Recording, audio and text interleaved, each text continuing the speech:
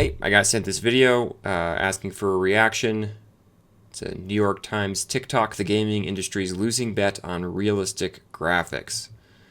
So let's get into it. One way to understand the current crisis facing the video game industry is by looking at Spider-Man spandex. If you were playing a Spider-Man game in 1990, you would see tiny pixels on your screen. And at this point, you can notice the textures in the latex suits that Spider-Man wears.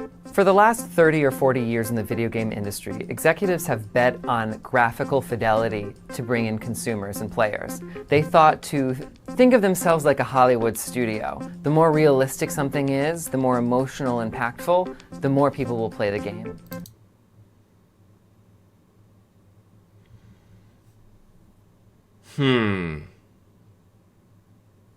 I mean, we definitely see this trend, and when you talk to players, it seems as though graphics matter to them. So it makes sense.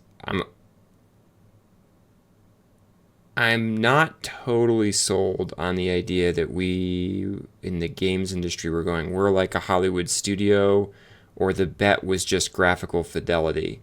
I think actually the desire was to get players playing the games, and the table stakes for that at the upper end of games especially was whatever you'd call next gen graphics. But the order of those things was, first, I'm trying to make a very compelling experience. And oh, by the way, if I happen to be a major studio, I need to have cutting edge graphics or I'm going to get torn up by reviewers or players or whatever over it, which I think was not as real a fear as many thought. But yeah, so I agree with some of what he's saying in terms of there was this trend towards higher and higher graphical fidelity. That was a technological shift. I think the expectation and the targeting of it was not, he got the order wrong. We weren't aiming for graphical fidelity to create the emotionally impactful things, although sometimes it supports that. We were aiming for graphical fidelity because it was table stakes as technology evolved. And while the main point of many of these studios remained make a compelling and engaging experience, of which graphical fidelity plays some role. Unfortunately for them, there's been a major shift in the taste of gamers over the last 5 years.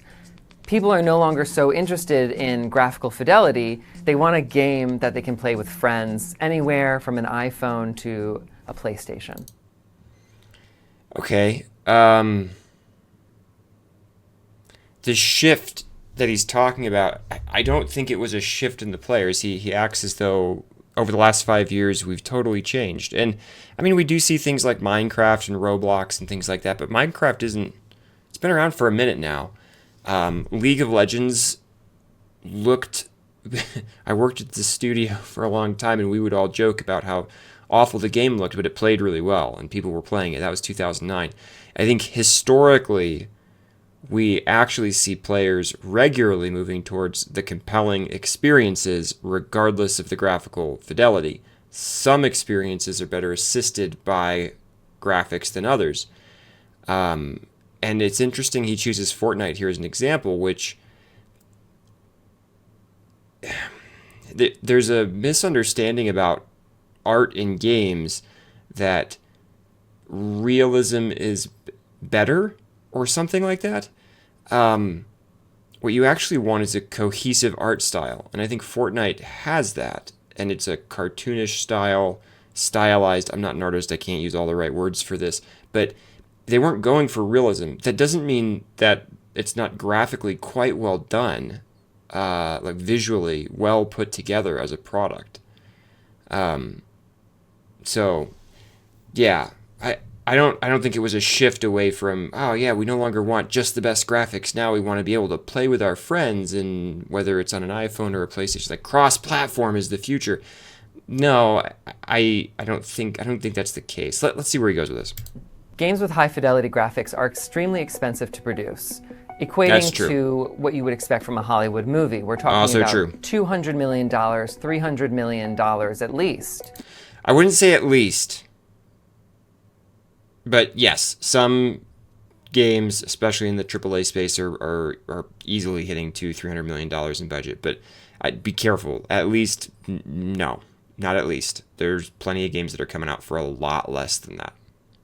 Even for a game like Spider-Man 2, which sold at least 11 million copies, received critical acclaim, employees who worked at that game still found themselves laid off at the end of the day because the profits just could not surmount the expenses to actually produce the game. I agree with this. This is actually something I've talked about before. I should just make a little chart so we can put it in these reaction videos. There was a line, and the line was revenue. And revenue from games was going up. Now, it has always been mostly focused on the most successful products, but revenue over time was going up. There was another line, how expensive is it to make the products that we're making?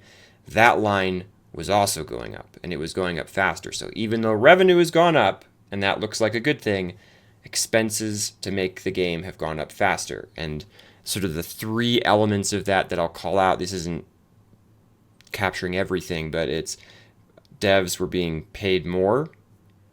They were working for a longer period of time on any particular product. The time of a AAA product coming out in a year and a half, we don't do that anymore. Now it's common for 5+ year dev cycles. And the total size of the team has gone up. The salary going up, I think, makes a lot of sense because you have to now compete against tech in games for the top talent.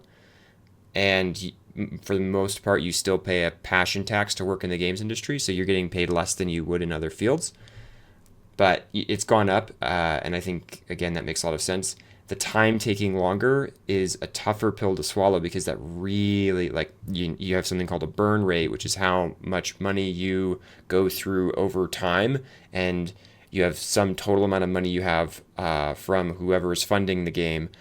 That if your burn rate's too high, or you won't get the game done before you run out of money, and so you have to control your burn rate. Well, when your burn rate has to be measured over the course of 5+ years instead of 18 months or 2 years, you now have to do a lot more to control your burn rate. So the budget that you need either has to go way up, or you have to have much smaller teams. We've actually had larger teams, and so we have higher salary, larger teams working for longer. And this leads to, again, that expense curve going quite a bit up. All right, let's jump back a sec. To actually produce the game. There are plenty of other games that have had really middling sales, even though they've been shown as the future of video game graphics. But for most gamers today, but this has always been true. I think I'll pick on Crysis. They were games like Crytek was almost selling an engine through the selling of the game. I'm not saying the games were bad, but they were not considered widely successful commercially. They were demonstrations of what an engine could do. And so this has always been true. Oh, look, we made a game that had all the next-gen graphics. Does that game do well? Well, maybe. And then you always have Nintendo over there just killing it on the Switch, with games like, the last couple of Zelda games, like phenomenal products. Breath of the Wild, just they're phenomenal products, and they don't look super modern, but they're very well put together and they're very visually cohesive. Graphics. But for most gamers today, they're really looking at these games that you could play essentially on a toaster, like Roblox or Fortnite, and they're very happy with that. There are several theories as to why consumers are changing their taste in the games that they consume. Maybe they're tired. We've had decades of this improvement of graphics. Okay, so again, now we're making this assumption. I do believe the audience is changing. I do believe the players are changing.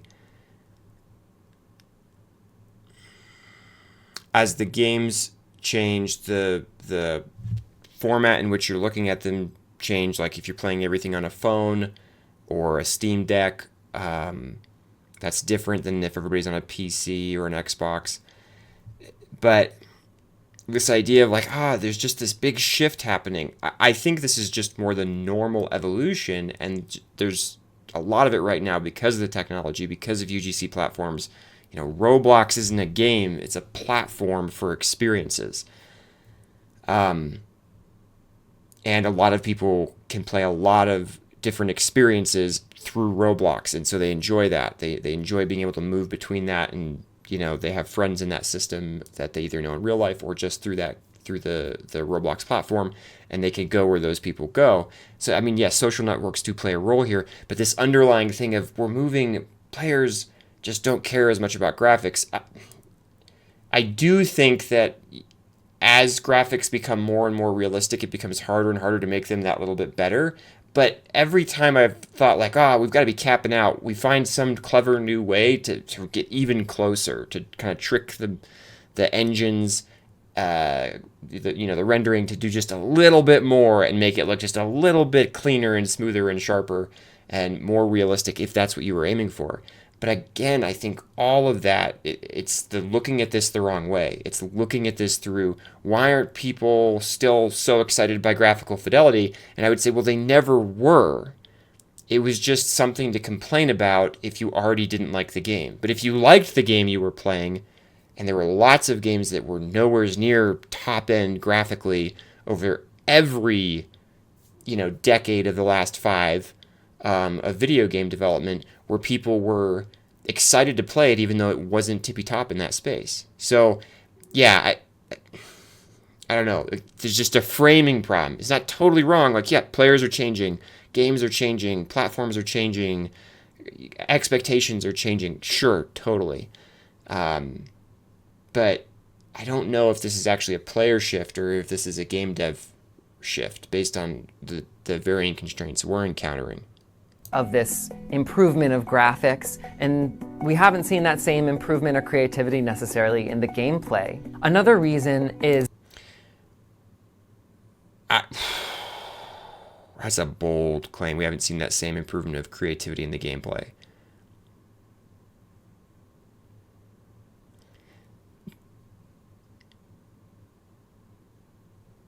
I guess that's an opinion you could have. I've been playing Balatro a ton recently.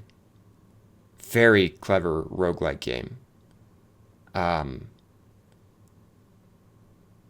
few years ago, well, I guess it was like 2016, so wow, it's almost 10 years ago now. It's crazy.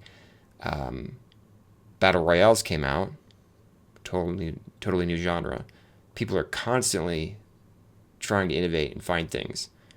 I think more new genres are being attempted now than have ever been attempted before in history. I think more new takes on old genres are being attempted now than have ever been attempted in history. I don't think it's fair to say, why haven't we been innovating in gameplay? It might be more fair to say, when there is so, compare us to the music industry for a second, when there's so much music being produced, how many more subgenres can exist? Well, you have potentially infinite genres and subgenres in the music industry, but how many will actually get enough ears to be profitable? That's a different question. And I think that's the same thing in games. So we were seeing massive amounts of innovation, and not just indies either. But obviously a lot there, and in mobile and all these different platforms. Like, people are trying cool, creative things all the time. It's just that it's hard to make something that lands, because players do have expectations, and they're not just graphical, and they are about like how the gameplay is going to go. But dude, go into Roblox, mess around with some different experiences that are popular. There's some cool stuff in there. Another reason is that it's expensive to buy games. If you have a limited budget, you're going to do a free-to-play game like Fortnite and maybe spend, a couple bucks here and there on new costumes or weapons that you can use in the game. It's not like the whole industry is just... So there's been a lot of talk about cost of games. Games are in some ways cheaper than they've ever been. Inflation adjusted. And free-to-play games do make that more accessible. certainly there's a group of players out there that just doesn't want to spend money and will move towards free-to-play products. They're probably not the players. I don't actually know if this is true, but I don't think they're the players that are buying a ton of skins and cosmetics, but maybe they're buying something. I don't know.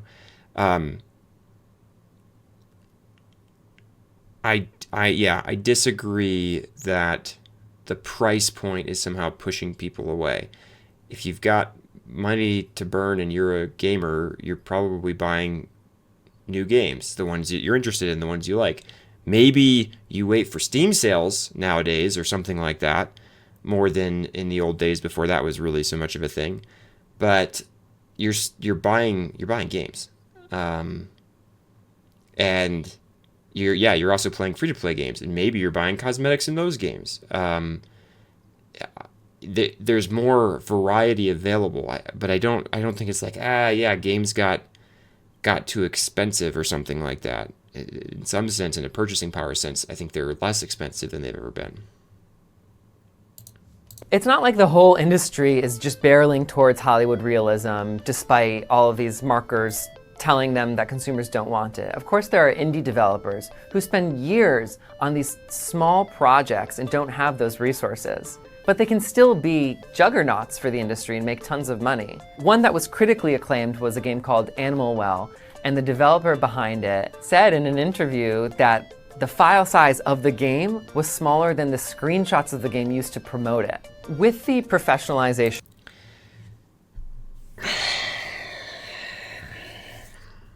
This is the second video that's sort of done this, like, but look at indies becoming giants in the industry. Okay, juggernauts. He said juggernauts.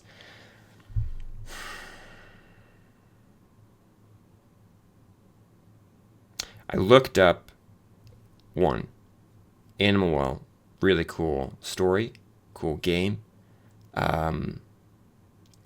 solo developer.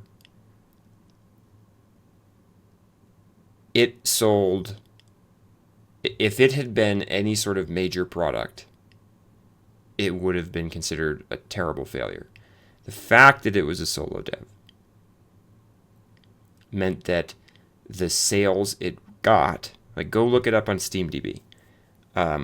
The sales it got, its peak CCU, all these things, it operates in a different level of the market.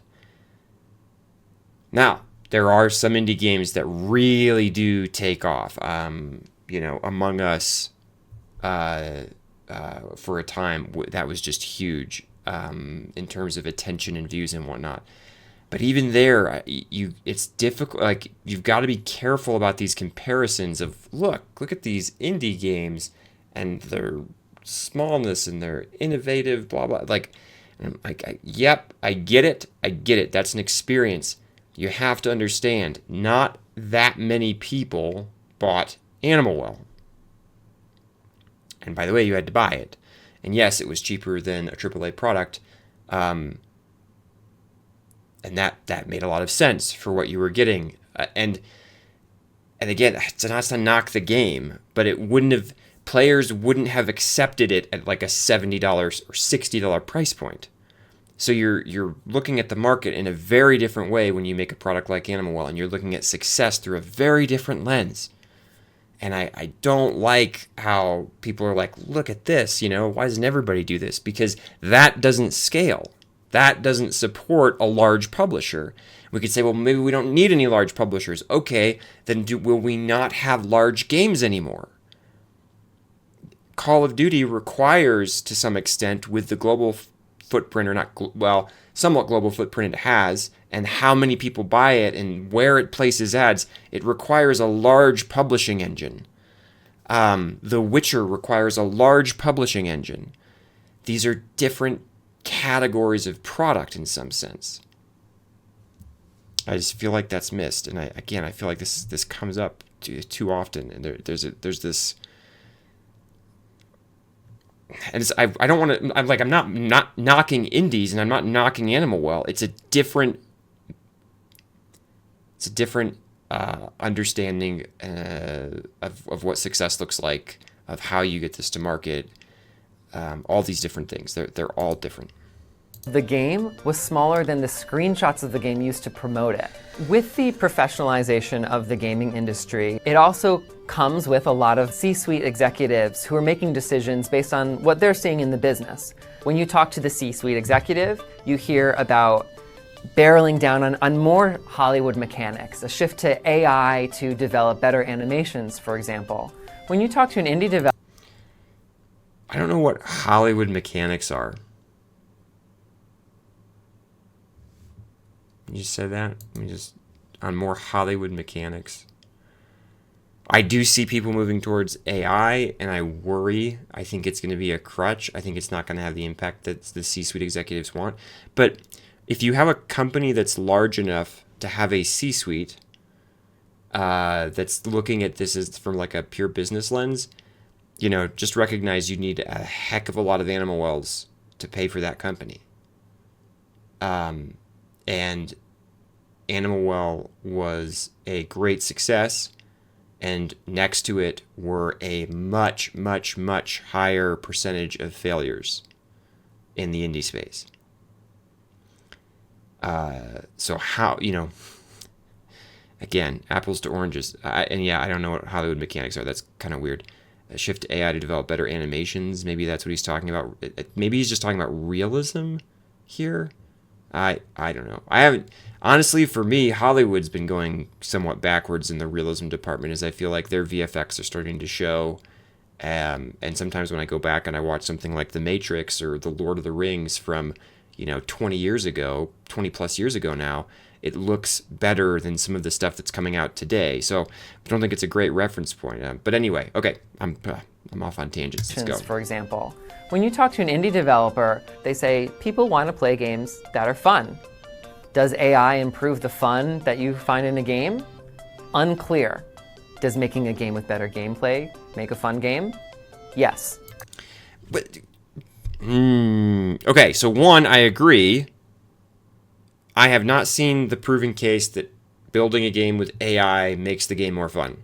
And I think that there's a lot of people chasing that right now, and maybe that'll work out. I'm skeptical, but it's possible. However, does making a game with better gameplay make a fun game? Like, this is a tautology. Why don't you just say, does making a better game make a funner game? Like, it's an annoying, like, everybody's trying to make a game with better gameplay. Whether you're doing it in a AAA studio with 300 people or you're an indie team of 4 doing it part-time on the side, you're trying to make a game with better gameplay. And it's not, indie devs aren't the only ones asking this question. And by the way, it's not even, we talk a lot about the conflict between the dev side and the publisher side, or sort of the business and the creative and all these different things.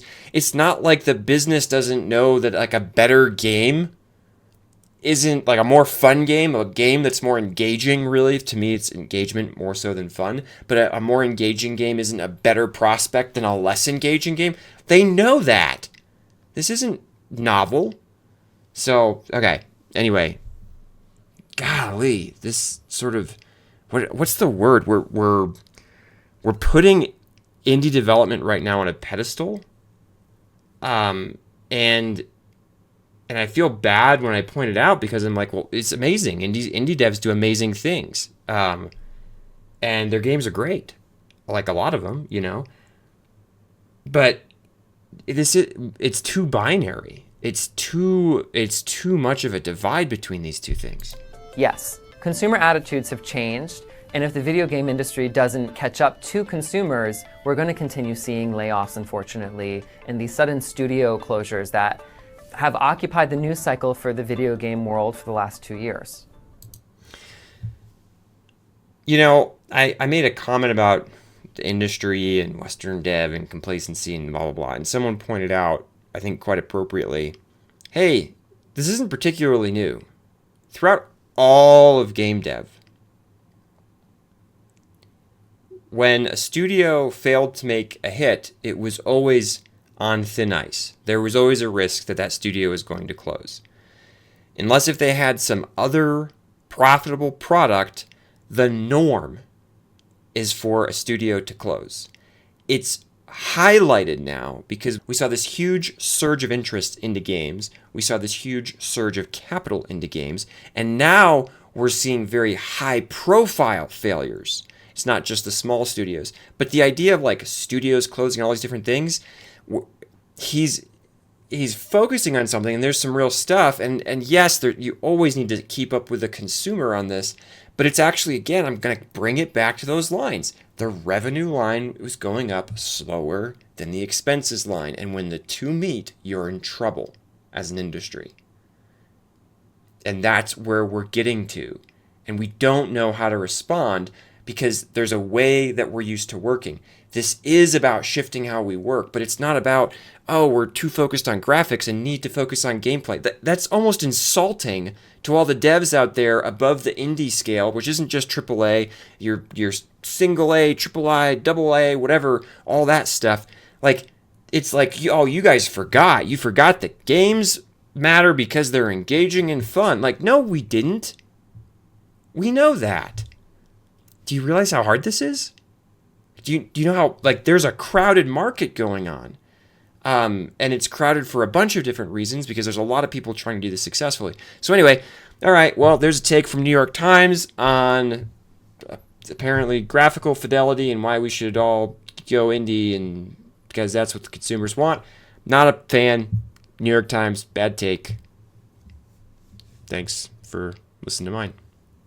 If you lead teams in game or software development and you're tired of wasteful and unreliable estimation, I've built an online course just for you. It's called Advanced Estimation for Game and Software Development, and it's a self-paced course with over 15 hours of content, real-world examples, and tools you can start using right away. Estimation doesn't have to be a morale-draining mess. Planning doesn't have to feel unrealistic and contrived. You can do better, and this course will help. Early access is now open with lifetime access and a big launch discount, but there's limited seats at this price point. Check it out at this URL or in the show notes below.